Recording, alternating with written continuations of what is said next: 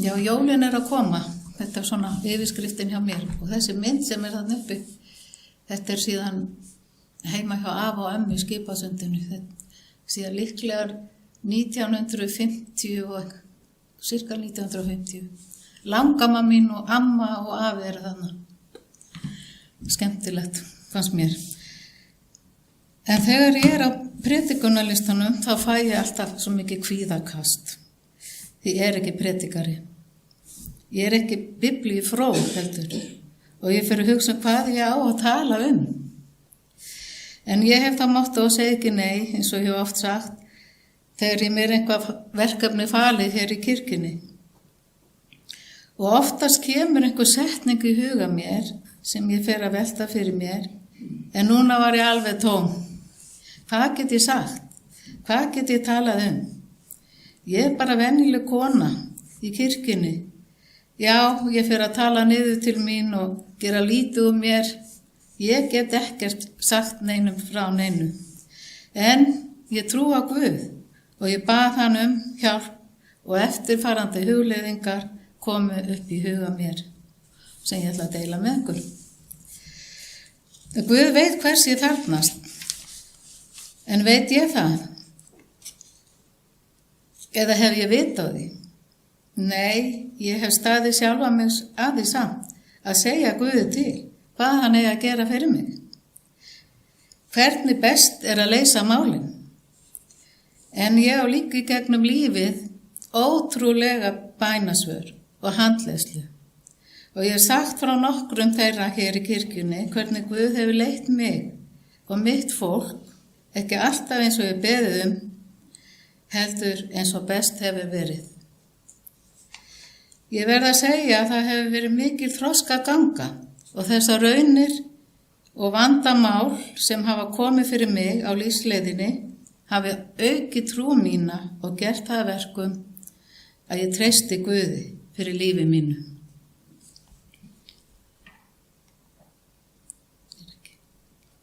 Jóhann.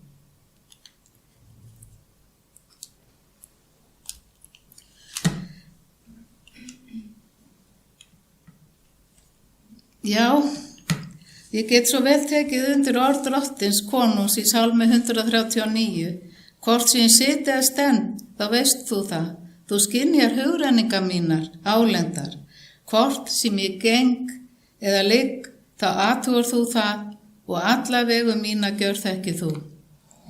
Því eigir það orð á tungu minni að þú, Drottin, þekkir það eigi til fulls. Þú umlykur mig á bak á brjóst og hönd þína hefur þú lagt á mig. Ég hef oft fundið að Guð með mér og upplifa handleiðslu hans líka í þessum hugleiðingum mínum hátíðina sem framundan Senn líður á jólum og við minnumst fæðinga frelsarans, frelsara okkar, mannanna. Mér verður hugsað til þess að ungu stúlku sem þurfti að ferðast langan veg komin að fæðingu, þreytt en full tilhlökkunar að sjá litla barnið sitt og fá það í fangið eins og alla mæður gera. Hún vissi að þetta barn var ekki venjulegt barn. Þetta barn var getið af Guði sjálfum og hafði sérstakan tilgang og hlutverk hér á jörðinni. Þessi kona var valin til þess að berundi belti frelsar okkar mannanna, sjálfan Guð og ala hann upp. Hversu erfitt þetta ferðalag hefur ekki verið fyrir konu sem var komin að fæðingu.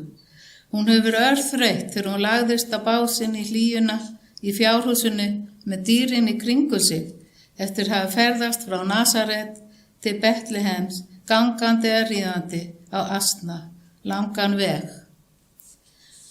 Á þessum tíma þegar dagurinn svo stuttur og myrkur svo mikið, þá kom ljósið í heiminn, ljós heimsins, fyrir okkur sem hefur tekið á móti því, við sem eru kristin gleðjustum yfir komu hans. Ég var á aðventustund í einni kirkju, þjóðkirkjuna fyrir stuttu.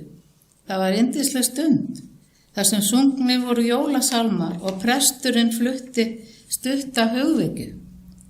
Talaði myrkrið og ljós heimsins svo fallega. en sagði svo að Jesú barni hefði fæðst á jólunum og það fæðist á hverjum jólum, aftur og aftur. Þetta fannst mér merkilegt og þessi setning vakti athygli mína og kom í huga mér aftur og aftur. Ég gat ekki meðtakið þetta. Getur það verið í alvöru að fólk finnist þetta, að Jesús sé að fæðast á hverjum jólum? Er hann búinn að fæðast 2023 sinnum núna jólin? Ég svo hissa hvað fólk getur ruglað sjálfa sig og að það virkilega trúi þessu. Minn Guð fæddist einu sinni og hann fæddist í Betlehem, þar sem vitringar leituðu konungs gyðinga.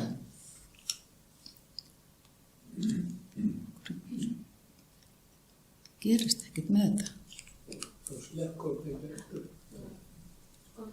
Það er eitthvað að þessu.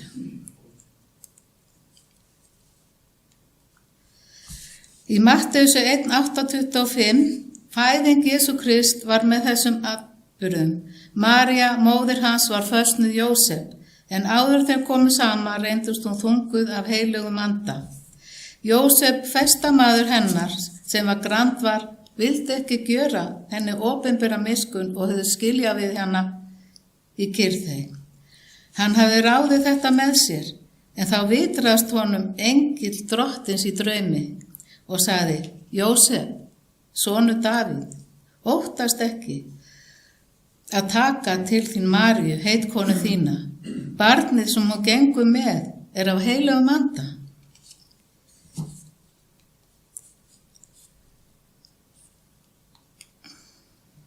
Þetta er eitthvað vissin á þessu. Hún mun son ala og hann skáttu láta heita Jesú, því hann mun frelsa líf sinn frá syndum þeirra. Allt var þetta til þess að ræta skyldu orð drottins fyrir munn spámannsins. Sjá, mærin mun þungu verða og sjón ala. Nafn hans mun vera Immanuel, það þýðir Guð með oss. Og þegar Jósef vaknaði, gjörði hann eins og engill drottins hafði boðið honum og tók konu sína til sín. Hann kenndi henni ekki fyrir en hún hafði alið son og hann gaf honum nafnið Jesú. Í Matteusar guðspjalli segir þetta Betlehem stjörnuna og komu vitringana. Þegar Jesú var fæddur í Betlehem í Júdeu á dögum Heródesar konungs, komu vitringar frá Austurlöndum til Jerúsalem og sögðu: Hvar er hinn nýfæddi konungur gyðinga? Vér sáum stjörnu hans renna upp og eru komin til að veita honum lotningu. Vitringarnir komu langa leið til að fagna komu konungs gyðinga og sýna honum lotningu og gaf honum gjafir. Og í Matteusar guðspjalli eru komið vitringana til Jesú lýst svona: Þeir gengu inn í húsið og sáu barnið og Maríu, móðir þess, féllu fram og veittu því lotningu, sem luku þeir upp fjárhirslum sínum og færðu því gjafir, gull, reikils og myrru. Þetta er í 2. kafla 11. versi. Mér fannst þetta nokkuð merkilegt og umhugsunarvert að gefa nýfæddu barni Guðs gull, reikils og myrru. Ég fór að skoða hvað þessar gjafir þýða í raun og veru og fann þessa skýringu á netinu. Hið bjarta gull er hinn æðsti málmur og því konungi samboðin. Reykelsi stígur upp til himna með sætri angan og vísar til guðlegs ættærnis barnsins. Myrra var notuð sem ilmefni og snirti var að kvenna á þessum tíma, en var líka notuð til að búa hinna látnu og bendir hún því til krossins á Golgata. Gull, reikils og myrra voru einnig notuð til að lækna andleg og líkamleg mein manna, en einnig bendir á tilgang fæðingar barnsins, litla barnsins, sem seinna var frelsari okkar mannana. Á þessum tíma voru þessar vörur mjög dýrmætar og í flokki með dementum og því vel við hæfi að fela konungi heimsins þessar dýrmætu gjafir. Jesú ólst upp og var fullorðinn maður. Hann gekk og kenndi og hann prédikaði og notaðist við dæmisögur í kennslu sinni. Hann eignaðist fylgjendur sem trúðu að hann væri konungur og hann eignaðist líka óvini. Hann lét skýrast í ánni Jórdan af Jóhannesi skýrara, en áin Jórdan rennur í haf út og blandast þar öllu því vatnsmagni sem í höfunum eru, og það var trú manna fyrr á öldum að öll höf jarðar geymi því vígt vatn. Sagt er að Auður Djúpbögga hafði þess vegna mælt fyrir að hún yrði jarðsett í flæðamálinu svo hún hvíldi í vígðum reit, því það voru enga grafreitir á Íslandi til með vígðri mold á þeim tíma. En Jesú var síðan tekinn fastur af yfirvöldum gyðinga, afhentur rómverskum yfirvöldum og krossfestur, samkvæmt skipun frá Pontíusi Pílatusi, nýlendur stjóra. En já, það er að koma jól og við gleðjumst og minnumst fæðinga frelsarans. Við eigum öll minningar frá jólunum og sem barn er mér sérstaklega minnist að jólin þegar ég var 4 ára gömul. Stofan heima var lokuð því það var búið að kveikja jólatrénu, skreita jólatréð og við fengum ekki að sjá það fyrir klukkan 6 á aðfangadagskvöld. Þetta var lítið tré sem pabbi hafði smíðað og hafði sett mosa og einhverja greinar á það og fest á það lítil kerti. Það var mikil eftirvænting hjá litlu barni að bíða eftir því að kirkjurnar í Laugarneskirkju byrjuðu að hringin jólin, því þá var stofan opnuð og kveikt var á kertunum, einu í einu. Síðan var sest til borðs í borðstofunni sem var hliðin á stofunni. Amma og afi voru hjá okkur og móðursystir og afasystir. Það var erfitt fyrir litla stúlka að bíða eins og öll börn þekkja að borðhaldinu og guðþjónustunni í útvarpinu loksins líki. Og þegar við loks fórum inn í stofu til að taka upp pakkana, þá hafði kviknað í jólatrénu. Litla fallega tréð var að brenna. Pabbi stökk til og tók tréð og hljóp með það og henti því í snjóinn. Það var jólasnjór þessi jól, en það var mikið sorg og minning pappa hlaupandi með logandi tréð, svo ljós lifandi huga mér enn í dag. Eftir þetta var gert jólasería og lifandi tréð og þessi fyrsta jólasería er enn til 74 ára gömul. Það var ekki bara sorg þessi jól, það var líka svo mikið gleði því að mamma var komin heim en hún hefði fengið berkla og hefði verið á Vífilsstöðum á annað ár. Ég og yngri systir mín var ekki fædd á þessum tíma. Það hefði verið hjá ömmu og afa meðan mamma var á hælunu. Það var því mikil hátíð þessi jól. En meðan ég var hjá ömmu og afa þá lærði ég bænir og ég lærði faðirvorið. Bænina sem Jesú kenndi okkur að biðja hana er að finna á 2 stöðum í Biblíunni. Það er að segja í fjallræðu Jesú í Mattheusar Guðspjalli 7. kafla á 9. til 13. versi. En þannig skulu þið biðja: Faðir vor, þú sem ert á himnum, helgist þitt nafn. Tilkomi þitt ríki, verði þið vilji, svo jörðu sem á himni. Gef oss í dag vårt daglegt brauð, fyrirgef oss våra skuldir, svo sem við og fyrirgefum vorum skuldunautum. Eigi leið þú oss í freistni, heldur frelsa oss frá illu, því að þitt er ríkið, mátturinn og dýrðin að eilífu. Amen. Og hins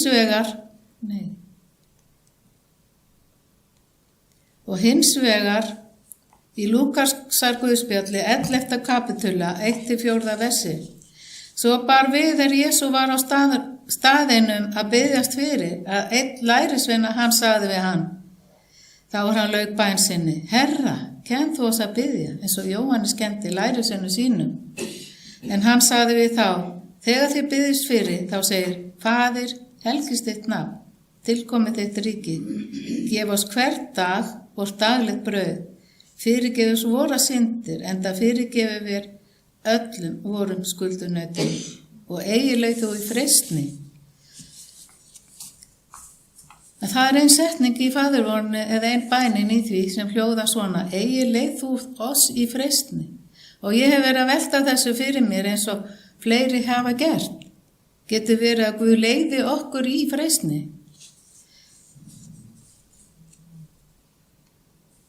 Bænin eiginleið þús í freistni biðjum við í trausti þess að Guð leiði okkur líka í freistingum og raunum þessa lífs. Guð leiði okkur svo að freistingi reynist okkur ekki megn. Í bæninni biðjum við þá þess að við megum halda trú okkar, trausti og von, líka í erfiðum freistingum og raunum. 7. bænin fylgir þá rökréttu framhaldi, heldur frelsa oss frá illu.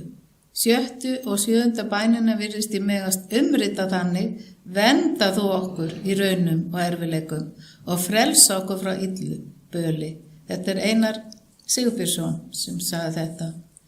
Já, það að koma jól, það aðventa og við gleðjumst undirbúkur undir hátíð ljósins, en það ekki ljós allstaðar. Menn berast á banaspjótum og berjast lönd og landsvæði og yfirráð og völd.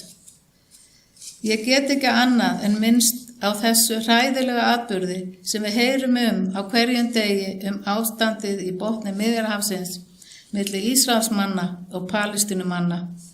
Ísraels þjóðin sem kallaði sig Guðs útvalda þjóð áður fyrr, þjóðin sem líflét Krist og hengdi hann á kross, var sjálf hrakin og hundelt að Hitler sem smalaði fólki saman og rak eins og skepnur í útrýmingabúðir. Palestínumenn líta á sig sem hermunda þjóð sem hefur þurft að þola mikið óréttlæti. Rétt eins og alla þjóðir vilja þeir geta stjórna sínum eigin málum og lifa eðlulegu lífi, friðsælu lífi, þar sem þeir undir lokin, undirlokaðir á Ísrael, telja þeir sig eiga fárra annarra kosta völ en að heyja sjálfstæðisbaráttu, jafnvel þó það feli sér örvæntingafullar aðgerðir svo sem ofbeldisverk. Þeir benda á að efnahags- og hernaðarlegir yfirburðir Ísraels ógni friði milli þjóðanna. Hinn bóginn telja Ísraelar að þeir eigi rétt á þessu landi því að rætur þeirra þar ná mörg þúsund ár aftur í tíman eins og kemur fram í Biblíunni. Þeir álíta einnig að stofnun sjálfstæðis ríkis Palestínumanna yrði hálfgerðis dauðadómur yfir Ísrael. Enn fremur telja Ísraelar að Palestínumenn höfðu yfirgefið sitt eigið land árið 1948 fyrir tilstuðlan annar Afríkuríkja og ættu Palestínumenn að setjast að þar, til dæmis í Líbanon eða Sýrlandi, frekar en Ísrael. Bardagarnir sem geisa nú stafa sömu ástæðum og bardagar fyrri áratuga. Þar sem tekist á fyrst og fremst hvort eða hvenar Palestínumenn fá að stofna fullvalda sjálfstætt ríki. Hvernig landamæri þess eiga að líta út, hver sé staða Jerúsalem, en báðir aðilar vilja fá hana fyrir höfuðborg sína. Og hvort og hvernig palestínísku flóttamenn í nágrannalöndunum megi snúa aftur til heimkynna sinna.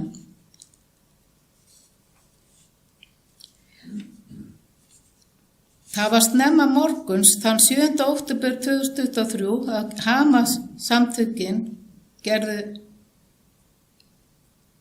yfirgripsmikla árás gegn Ísrael. Yfir 2500 til 500.000 eldflaugum var skotið á landið og 1000 vígamenn brutust gegn landamæragirðingar á 27 mismunandi stöðum.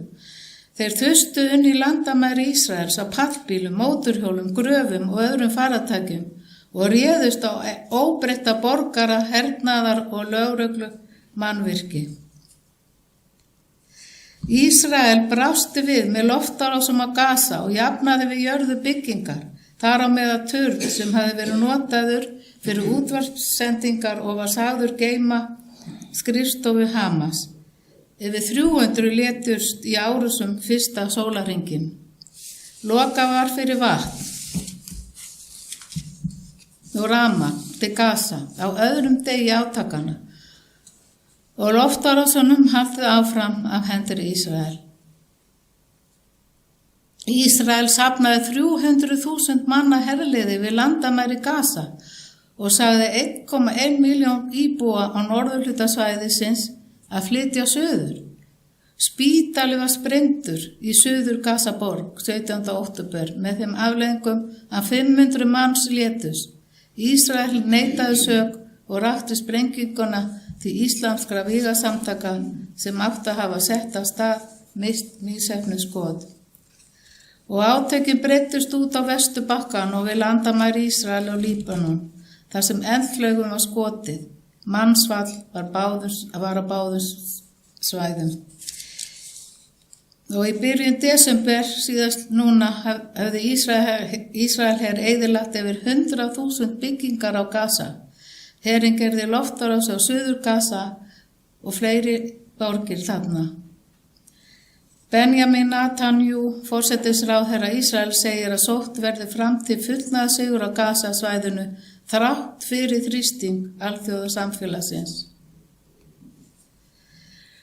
Það stríð í Úkraínu þar sem ekki sér fyrir endan á, en í mars og apríl 2021 byrjuðu Rússar að safna þúsundum hermann og búnaða nálægt landamærum sínum á Úkraínu, sem mesta herliðasöfnun síðan á innlimum landsins á Krímskaga árið 2014. Þetta olli alþjóðlegri kreppu og vakti áhyggjur af hugsanlegri innrás. Gervihnattamyndir sýndu hreyfingar hermanna, eldflauga og þungavagna. Hermannir fjarlægir að hluta í júní. En kreppan var endurnýjuð í október og nóvember 2021 þegar 100.000 rússneskum hermönnum var aftur safnað nálægt landamærum í desember. Þegar 200.000 hermenn höfðu safnast að landamærum Úkraínu, létu Rússa til skara skríða og réðust inn í landið. Í Úkraínu hefur orðið mikið mannfall og fjöldi íbúa flúið til annarra landa til að halda lífi og þar að meðal til Íslands. En Palestínumenn innukróaðir í eigin landi og komast ekki, þeir eru fangar í sínu eigin landi. Já, það erfiðir tímar hjá mörgum í þessum heimi, þessum stríðsráða heimi, þar sem óbreytti borgarar, konur og born, særð og drepin geta hvergi fundið skjól. Þau eru hungruð, þau eru vatnslaus, rafmagnslaus, allslaus í rústum borga, í eigin landi. Það er erfitt að skilja hvað í gangi, en við vitum að heiminum stjórnað af föllnum engli, Lúsífer, sem æður heiminn eins og öskrandi ljón og afvegaleiði fólk. Meðan á þessu hræðilega stríð geis í Evrópu, þá eru við Íslendingar undirbúa jólaháttíðina, kaupa jólagjafir og fara á jólatónleika og skreyta húsin okkar. Já, ég var að fletta blaði sem kom út núna fyrir jólin, alls konar jólaskreytingar og flottar myndir í þessu blaði, en þar afst ég á leiðara blaðsins og fór að lesa jólahugleiðingu höfundar. Þar var sagt frá undirbúningi jóla, jólailminum, jólamatnum, jólaljósunum, jólasálmunum, jólatónleikunum, jólaglögginu og jólatrén og gjöfunum. Það var ekkert minnst á jólabarnið eða fæðingu þess. Og ekkert minnst á þetta stríðshrjáða fólk sem við fáum fréttir af í fjölmiðlum daginn út og inn. Við höfum sjálf verið svo heppin að hafa ekki upplifað stríð hér á landi. Við erum svo fjarri öllu þessu stríði Íslendingar.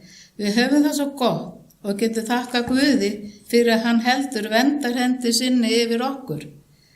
Já, það er að koma jól og við fögnum komu frelsara mannanna í þennan heim, friðarhöfðingja okkar. Og ég á þá jólaósk og bæn að friður ríki allan heim og ég bið fyrir friði, varanlegu friði. Og ég á líka þá ósk að sjálfur frelsari mannanna komi og viti barna sinna og taki okkur heim í fyrirheitna landið. Kæri vinir, ég óska ykkur öllum gleðilegra jóla og farsældar á nýja ári. Guð blessi ykkur. Amen.